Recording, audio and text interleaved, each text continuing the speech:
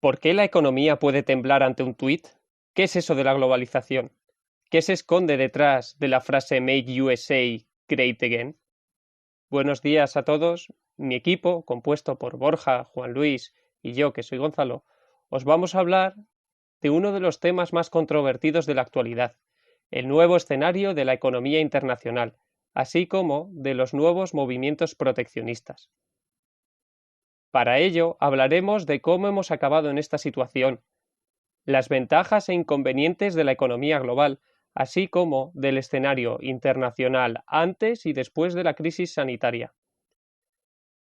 Tras la Segunda Guerra Mundial, y basándose en las teorías de las ventajas absolutas de Adam Smith y las ventajas comparativas de David Ricardo, se pone de manifiesto la necesidad de establecer un marco institucional que permita el desarrollo del comercio internacional, creándose de esta manera el acuerdo denominado GATT en 1947, que supuso las bases de lo que hoy conocemos como la Organización Mundial del Comercio y que se basaba en la cláusula de la nación más favorecida, que tenía como objetivo la reducción de aranceles y el establecimiento del multilateralismo.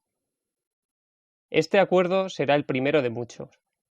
Inicialmente se buscaban acuerdos de carácter multilateral, es decir, macroacuerdos entre todos los países que formaban las instituciones.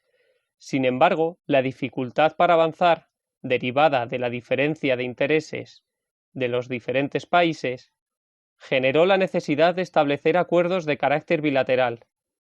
Estos acuerdos crecieron a gran velocidad y han permitido la creación de una economía global. La globalización económica es un proceso de integración de mercados, productos, factores y tecnologías. Entre los efectos macroeconómicos más importantes de la globalización destacan la expansión del comercio y de los movimientos de capitales, el aumento de la inversión extranjera directa y la internacionalización de la producción debido a la creación de cadenas globales de valor.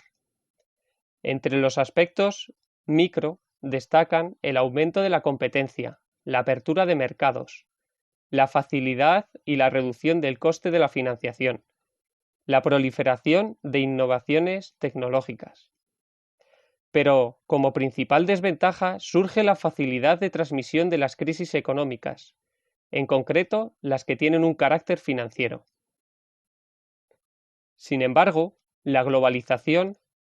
los beneficios de la globalización no se reparten de la misma manera entre los países. Los menos desarrollados se encargan de los eslabones más débiles de las cadenas globales de valor y actúan como simples proveedores de materias primas para las grandes economías. ¿Cuál fue el origen de la guerra comercial entre Estados Unidos y China? La guerra comercial entre Estados Unidos y China tiene su origen en 2016, en la campaña presidencial de Donald Trump, donde el liberalismo entre las grandes potencias económicas quedó sepultado por el proteccionismo. Trump culpaba a China de prácticas de comercio injustas, pero lo que realmente le preocupaba era su déficit comercial y de cómo China crecía y tenía como objetivo liderar las cadenas de valor, lo que hizo que Estados Unidos viera su liderazgo amenazado.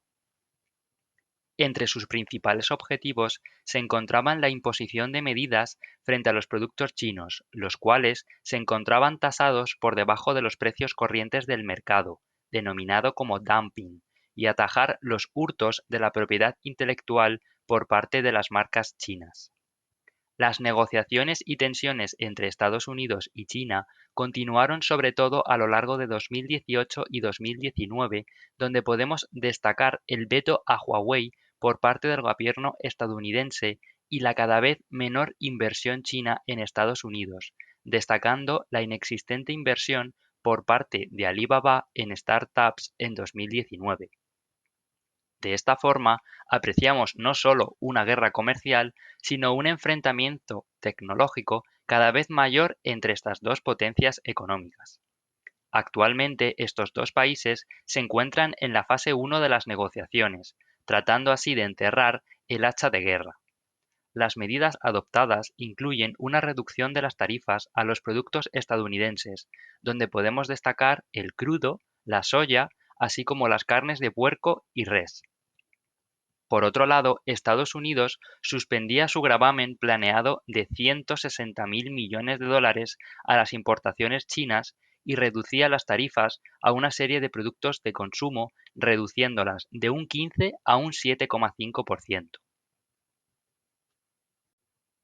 La creciente economía china y sus grandes inversiones en tecnología están poniendo en jaque al considerado durante mucho tiempo como líder en avances tecnológicos, Estados Unidos.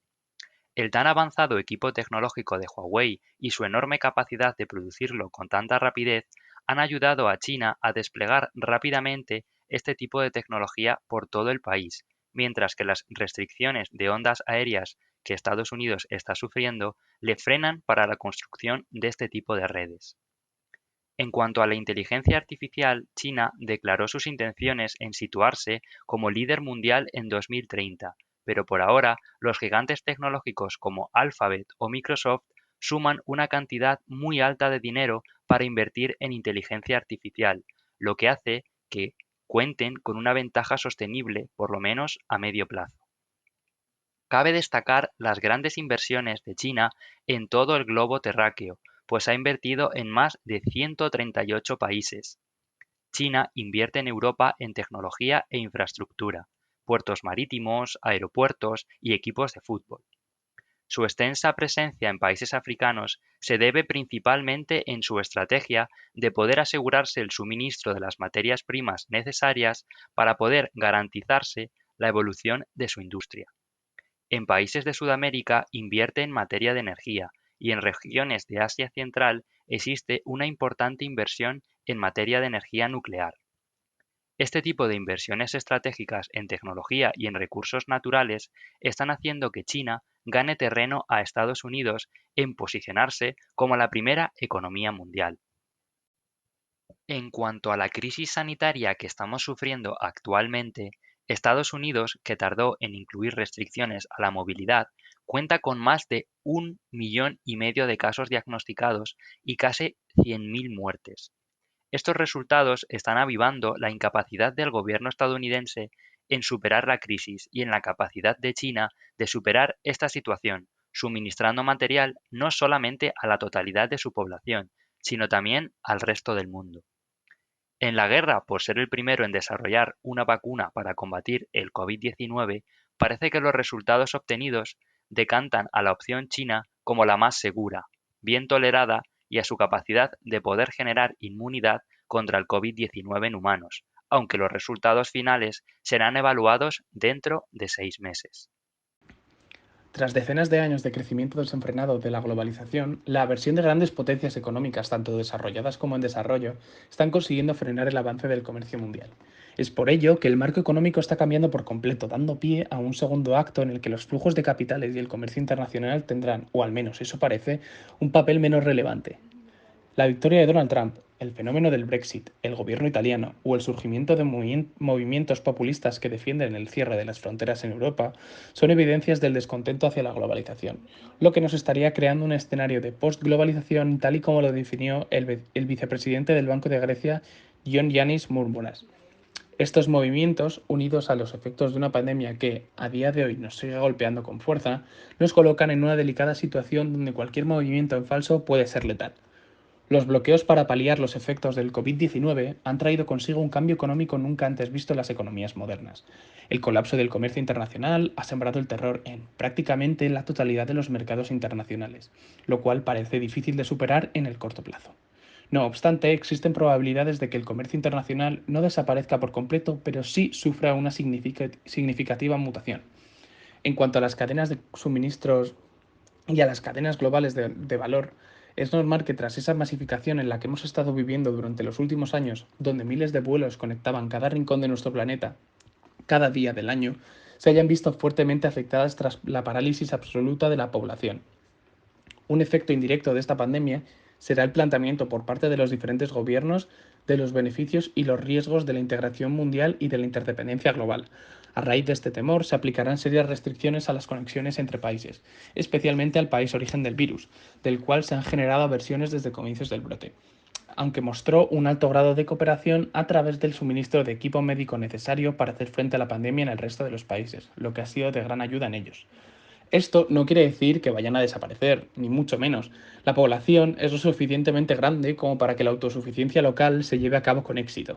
Además, la mayoría de la población no estaría dispuesta a ello, pero sí existirán empresas que decidan traer producción a su país origen, mientras que seguirá habiendo productos que, aun con las medidas y restricciones tras la pandemia, siga siendo más rentable producirlos o traerlos de otros países.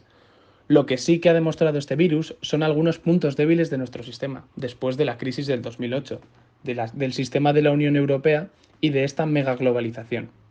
Escenarios como el de Inglaterra, que estaba reduciendo de su producción la agricultura y pasando a depender de las importaciones, o que el material sanitario se fabricara en algunos países de manera exclusiva, van a desaparecer del panorama económico.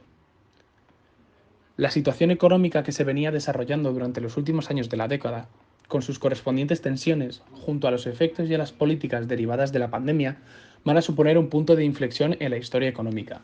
Es muy probable que sea China quien se plante en el trono de la primera potencia mundial, y Estados Unidos vuelva a pelear por el mismo cuando consiga hacer frente al virus, que, a día de hoy, sin el confinamiento necesario ni las medidas sanitarias adecuadas, seguir luchando por él solo agravará las cifras de fallecidos y contagios, y retrasará la reactivación completa del país. Tanto si Trump sigue siendo el líder estadounidense después de la pandemia, como si no, el panorama político-económico habrá cambiado por completo. El virus ha roto la armonía ficticia que había creado la globalización de la que veníamos alardeando y el equilibrio que se consiguió formar tras la catástrofe de la Segunda Guerra Mundial.